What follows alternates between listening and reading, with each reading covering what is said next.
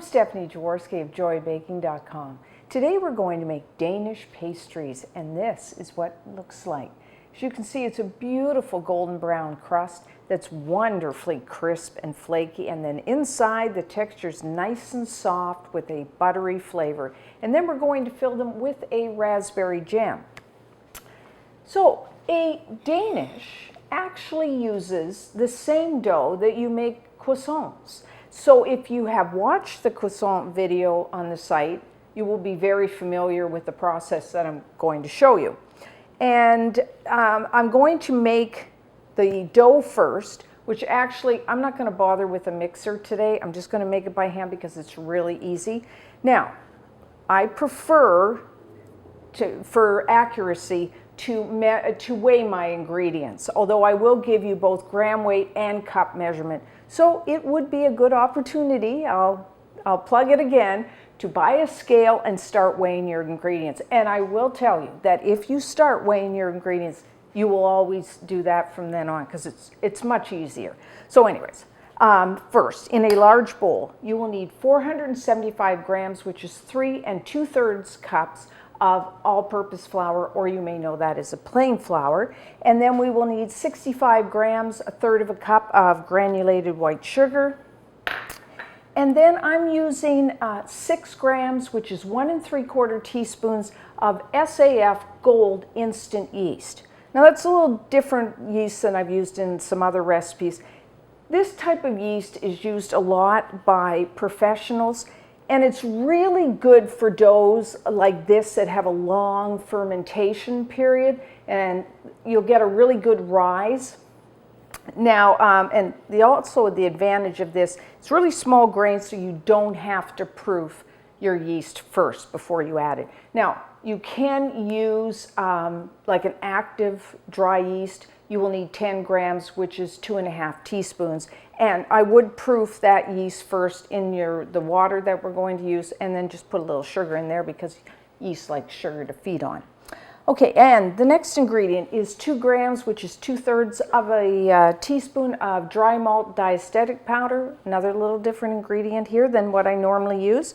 Again, it's used by professionals and particularly good with doughs that have a long fermentation period because it breaks down the starch, so there's lots of sugar for the yeast to feed on during that fermentation period. And what it also does is gives our Danish a nice rise with good color. Now, if you don't want to buy it or you can't find it, you can just leave it out.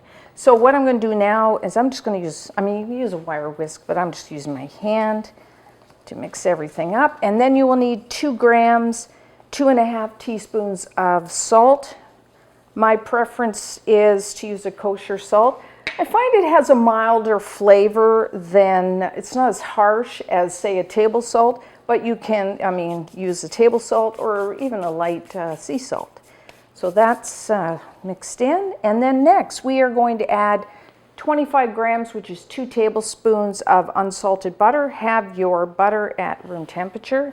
And then what I'm going to do is just with my fingers is just kind of mix it into the flour to break it up into small pieces. Okay, that looks good. Just went into small pieces. And then I'm just going to make a bit of a well in the center. Put my hands off here. And we're going to add 240 grams, which is 1 cup of just tap water at room temperature. Pour that in, and 30 grams, 3 tablespoons. I like to use a cream. You can use heavy cream, light cream, half and half, which is actually what I'm using. Any of those will do, just to add a little richness to our dough. And then I'm going to mix this. I like to use like one of these plastic scrapers, bench scrapers I think they call. You could use just a spatula or a wooden spoon. I'm just going to work around here and flour into our wet ingredients. We just want to mix this all together, moisten everything. Then I'm just going to get my hands in there, and what I'm just going to do is I want to make sure that all our dry ingredients are moistened. So I'll just kind of there and knead it a bit.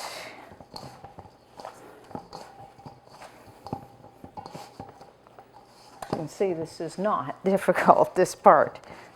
And you may say, well, you only used a little bit of butter. Well, as I said, we are going to have a layer of butter in between this dough, so the butter comes next. So just knead it, and then just, make sure it's all, that flour is all moistened.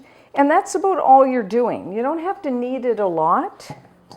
And what we're going to do now is we're just going to let this sit. We're going to cover it with some plastic wrap and let it sit at room temperature. And by room temperature, I mean somewhere between 75 to 78 degrees Fahrenheit, 24 to 26 C for an hour. And that way everything will mix together and develop some flavor in our dough. So that's all we're going to do. And when we come back, we will move on to the next step. Okay, so now we're ready for our next step. You will need a baking sheet and then just lightly flour that. Because what we're going to do is roll our dough into a 14 by 10 inch rectangle, which is 35 by 25 centimeters. So also flour your surface. You will need a rolling pin and probably a ruler. We want to make sure it's the right size, because once we do this, this is what it gets to this size. Later we will be wrapping this dough around our butter.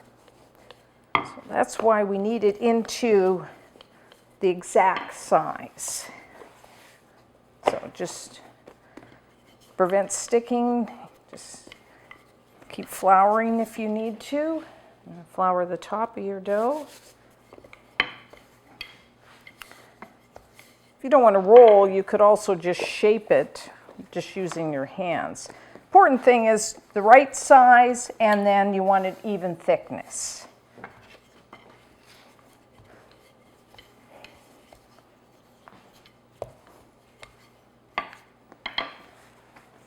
So we'll just get out our ruler and see where we're at here. Okay, I'm a little too much that way. Right. Oh, we're almost there. When you're doing this, kind of pick your dough up and drop it down, because it will shrink back a little after you roll it. So just see, that's about right. So I'm just going to transfer it over here and then form it into that exact size.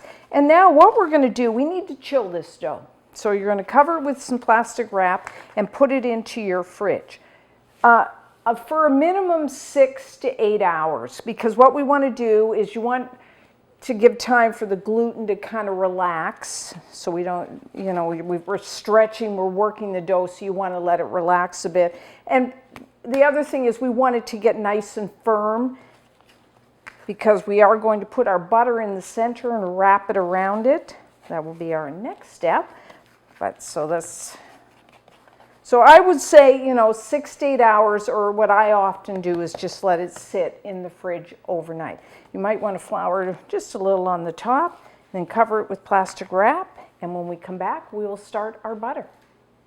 So now our dough has chilled, so we need to prepare our butter. So you will need 225 grams, which is 1 cup of unsalted butter. Now we want to use either a cultured, or in the States we call it a European style unsalted butter.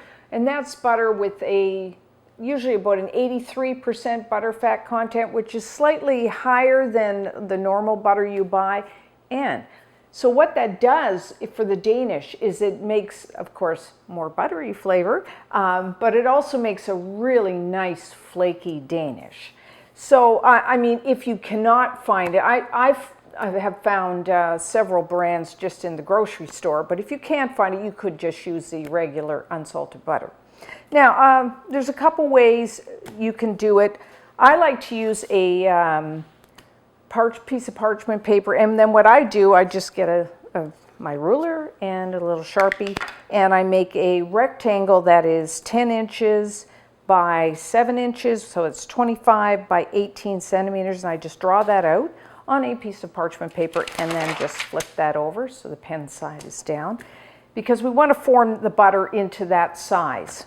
Some people have commented that they prefer to use a Ziploc bag like this, which you can do, but I kind of like the parchment paper. But you can try either, both ways and see which one you like. So what I've done is just cut my butter into 6 large pieces. Just spread it out within that rectangle. And then it's cold. So what we want to do is soften it a bit. So we're going to, you can pound out your frustrations here. I'm just using a rolling pin, and just to soften this, before we really start rolling it, just bang it a bit. It's going to be a little noisy.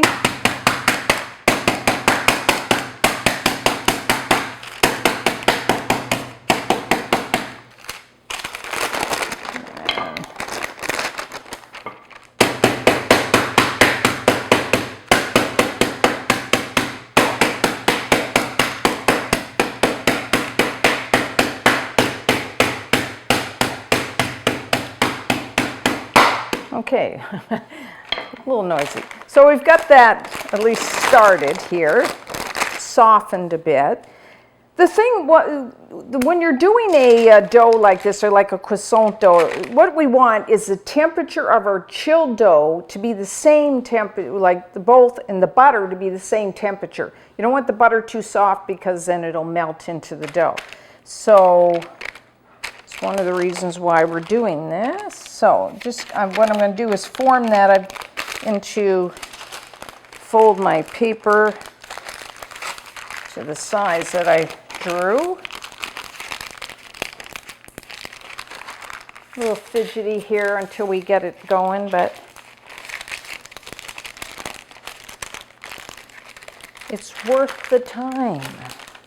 Okay, so I'm just going to flip that over, and then what I'm going to do, I have it into the size I want, that 10 by 7, 25 by 18. I'm just going to take my rolling pin and just roll the butter. You want it in an even layer, and then we're just going to roll it to form into that rectangle.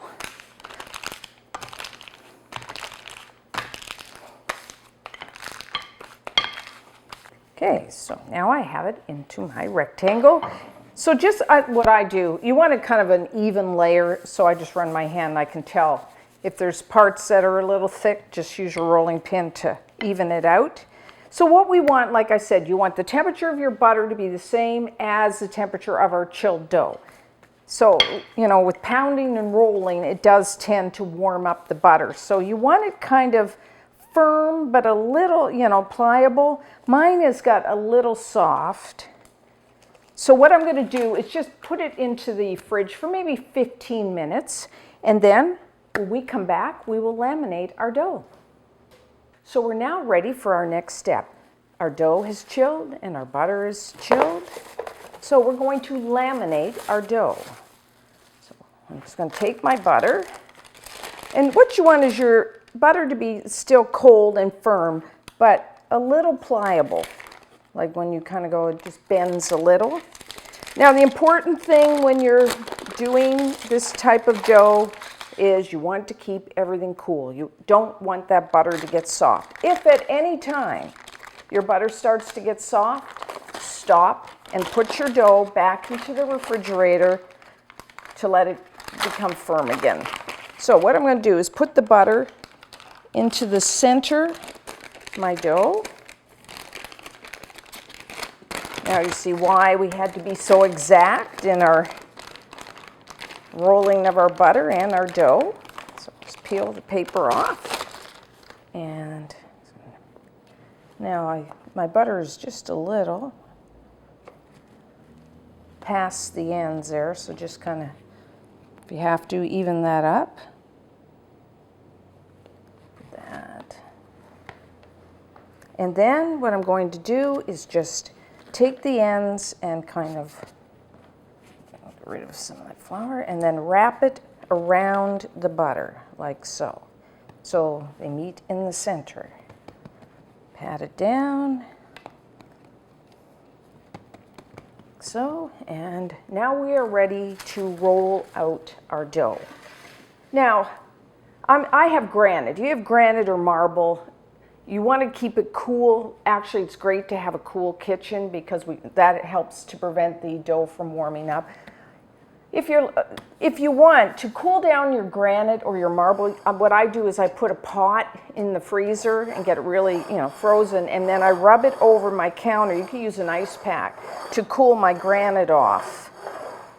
But again, if your dough gets warm, please stop and put it back into the fridge to firm up. This is a process. I think of it as like a craft.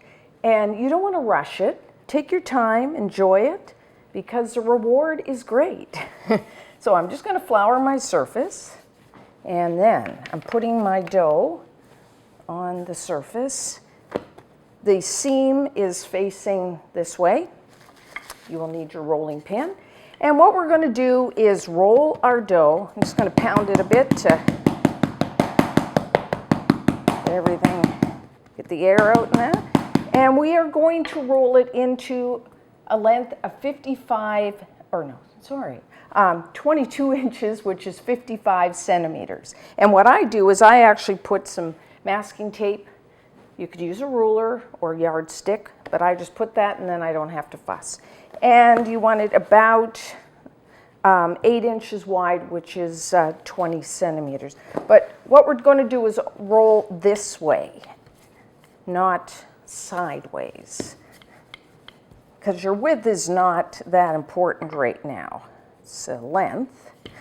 So just roll from the center out, and what you want to do is keep lifting your dough up, my thing here, and make sure it's not sticking. Put more flour down if you have to.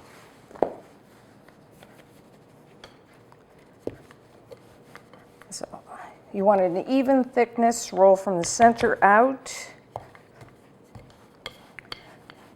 And try to work as quickly as possible so that dough does not warm up.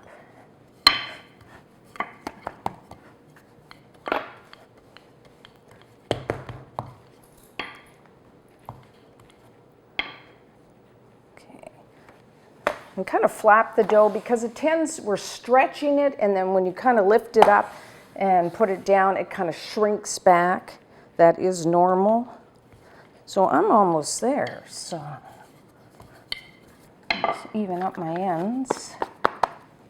Use your scraper here. Kind of flap the dough. Try to have it an even thickness. I just kind of run my hand, and we're good. So now what we're going to do, I started this end, I put it into the center, and you can brush off the excess flour, even up those ends, and then take this, fold it. You want it to be even, if you can see, right to the end, like so.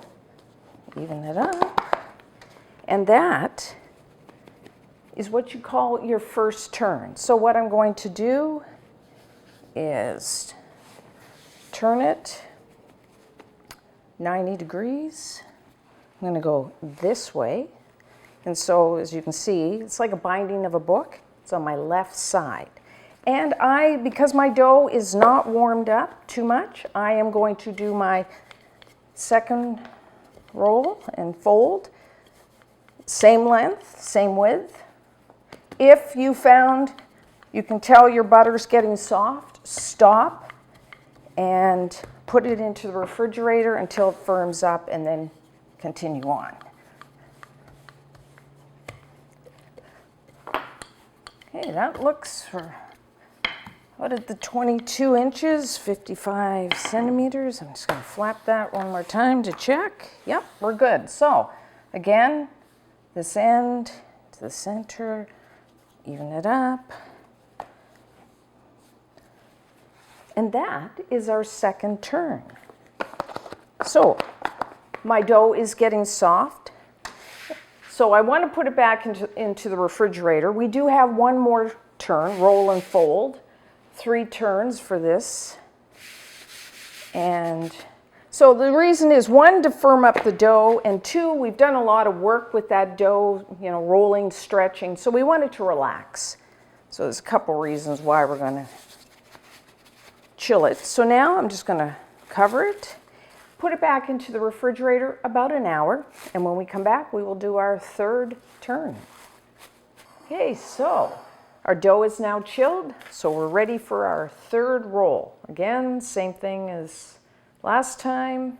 Flour your surface, and we are going to again roll it 22 by 8 inches, which is 55 by 20 centimeters. As you can see, I have that fold on my left side again. And do it the same way. Okay, I think we're about right. I'm just gonna flap my dough to see. Let's roll it just a little more. So as you can see, every time I lift it up and put it down, it does shrink back a bit. Okay, looks good. And run your hand over it. You want it all the same thickness. Okay, we're good. So again, just even up your ends, sides, and fold down. Brush off any excess flour. Even it up. And we're done with our 3rd turn. So again, we want to chill the dough and let it rest, because we did stretch it quite a bit. So just put on your sheet, a little flour, and put it back into the fridge for an hour. Okay, so we're back. At this point, we've done our 3 turns, and that is what's going to give us our Danish with all those wonderful buttery, flaky layers. So now at this point, what we're going to do is roll our dough to a certain length in order to cut out our Danish. I like to do this in 2 steps. I like to roll out part way and then rest the dough a little more, and then I roll out the rest. So again, take your dough. You have the folded side on my left. And so I'm going to roll it to about 16 inches long by 9 inches wide. So that is 40 by 23 centimeters, which really is like about the length of my baking sheet. So again, flour your surface, flour the dough, and just roll it out. I did put, again, my masking tape at the 16-inch length, just as a guide.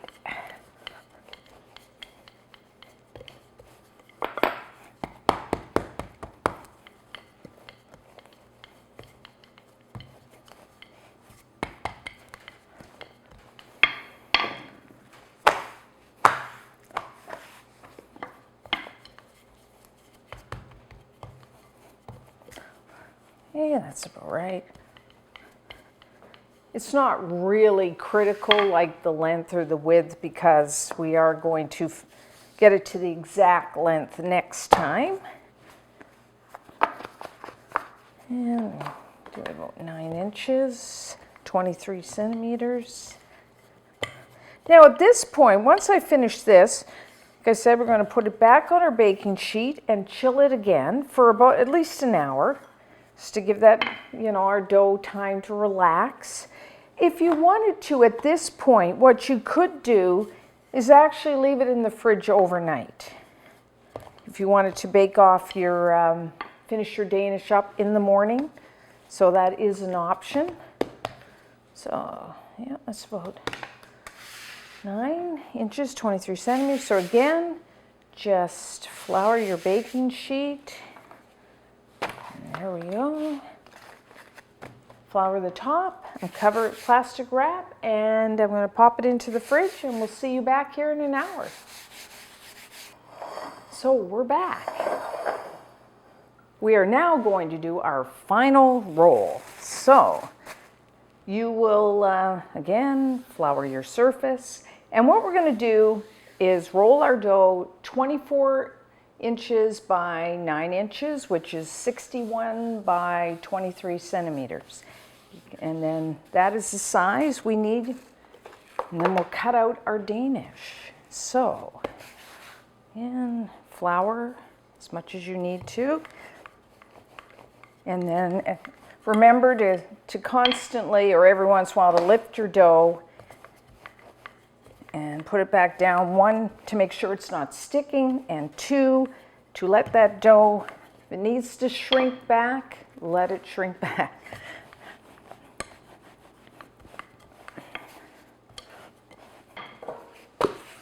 Okay, so as always, I did my masking tape again at the 24 inches, 61 centimeters.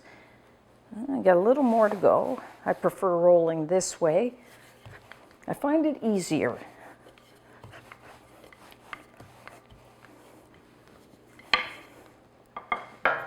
Yeah, check that again.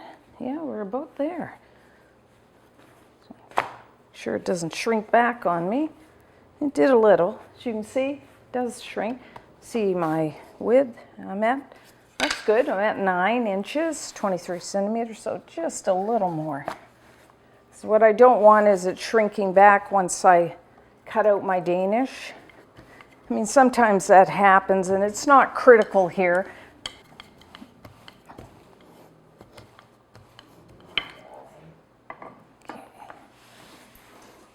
Okay, we're good to go there. So now what we want to do is trim the edges. You can do this with I like to use a pizza wheel. I find that the easiest, and I just want to, you can just go like this. Now, if you wanted to use a knife, which you could, of course, but like don't kind of saw, like kind of cut like that straight down, because what we don't want to do is squash the layers, because we want all those nice layers to show. So kind of up and down, like so. Okay. And then I'll just trim my end up.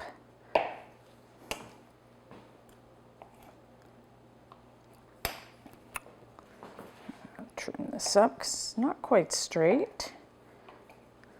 So, and then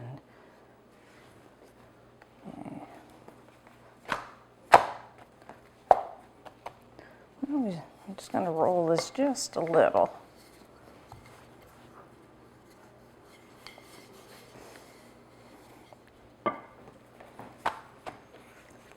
Hey, that's about right. So now, I like to make 4-inch square, which is 10 centimeter Danish. You can make them bigger, you can make them smaller. So what we're going to do with my ruler, put it at the 4 inches, 10 centimeter, and just roll. And then we're going to cut this in half. I'm just going to eyeball it, like so. So there we have our square, and you're just going to go and do that. And you should get about 12 Danish, if all works out. And then, different ways to form Danish. I'm going to show you my favorite way, which is the pinwheel design. So you can use your pizza cutter or a knife, and what I'm going to do on 4 corners, I'm going to cut maybe about 2.25 inches, about 5 centimeters. So what you're kind of doing, if you can see this, you're making like little rectangles, but don't cut all the way through to the center. You want to leave the center intact.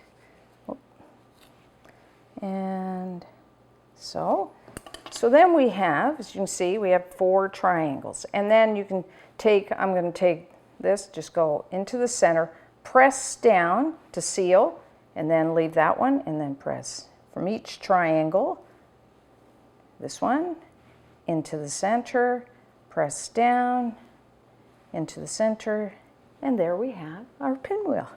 Pretty cool. So now you will need 2 baking sheets lined with parchment, or you could spray them with nonstick spray. Just put them on there. So just keep doing that with all your squares. Okay, so that's our last one. So really press down the center here where the 4 corners meet, 4 tips meet, because after we proof our Danish, that's where we're going to put our raspberry jam. So now what we're going to do is an egg wash. So what I have here is 1 large egg plus 2 large egg yolks. Have them at room temperature. By weight, that's about 55 grams without the shell for the large egg, and 2 large egg yolks is about 35 grams. And then I'm just going to whisk that together. Now we're going to brush the Danish twice with the egg wash. Once now, then we're going to proof them, and then we're going to brush them once more just before we put them in the oven. We do, and that's going to create a really nice golden brown crust on our Danish. And the reason you brush it on now, too, is it prevents the Danish from drying out while they're being proofed. So now just take a pastry brush, and then we're just going to brush the tops of our Danish with it, like so.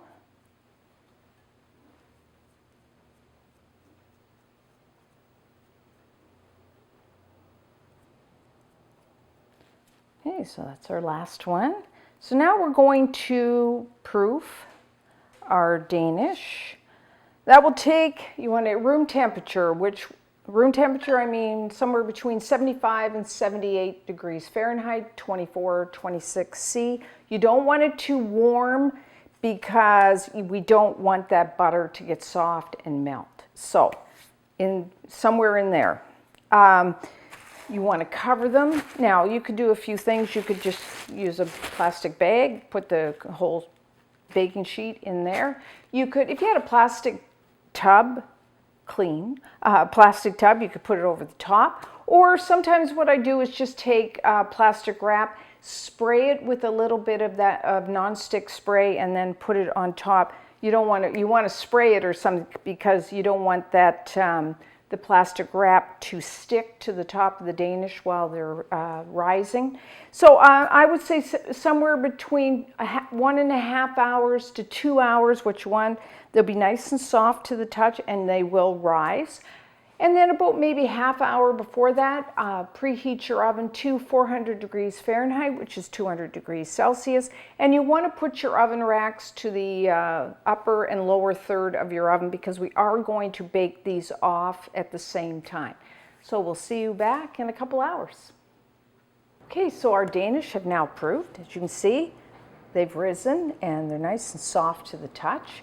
So now, you got to fill the center with, we're going to today fill with some jam. So what we need to do is make a well in the center. So I just lightly, very lightly flour my fingers. And then you just want to press down and make a little well in the center. Like so. And then we want to put, you know, maybe about a tablespoon of jam. Just like that. Look pretty. Now I'm using homemade raspberry jam. There is a recipe and a video on the site if you want to use the jam. You could also use store-bought, and you don't have to use raspberry. You can use any flavor you want. And you know, there's other choices. You could put a pastry cream in here. And I do have a recipe for a pastry cream as well as a video on the site for that. And you could put the pastry cream in there, and then you could put top it with either frozen or fresh berries. Another option would be if you watch the almond croissant video, that almond cream is also very good here. And because we're making 12, you know, you could use not just one type of jam or one type of filling. You could use, you know, maybe all three, and then give your guests some options and they can choose which one they want. So just go through and do the same thing for all 12. Okay. Now we just have one step left and we will be done. So now what I'm going to do is brush on, I'm just going to give it a quick stir, brush on the egg wash one more time, and that's going to create that beautiful golden brown outside crust. So I'll just use your pastry brush and lightly brush the tops. Okay, so almost finished here. So what we're going to do is bake these at the 400 degree Fahrenheit, 200 degrees Celsius for 10 minutes. And then what you want to do is rotate your baking sheets top to bottom, front to back, and then reduce the oven temperature to 375 degrees Fahrenheit, which is 190 degrees Celsius, and then bake them for a further 8 to 10 minutes or until they're beautiful golden brown.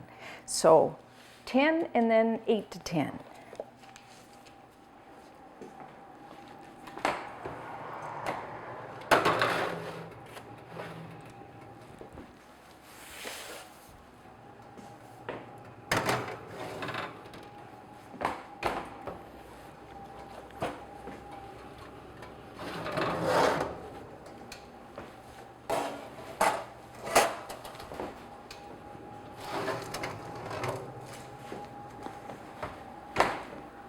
Okay, our Danish are done. They look gorgeous. Baxter thinks so. Beautiful golden brown color, nice and crisp. So now we're going to let them cool just a little, and when we come back, we will try one. So Danish, like croissants, are at their best the day they are made. I mean, you can store them overnight or for a day or two, or you could freeze them, but if you can, they are really best fresh. Oh.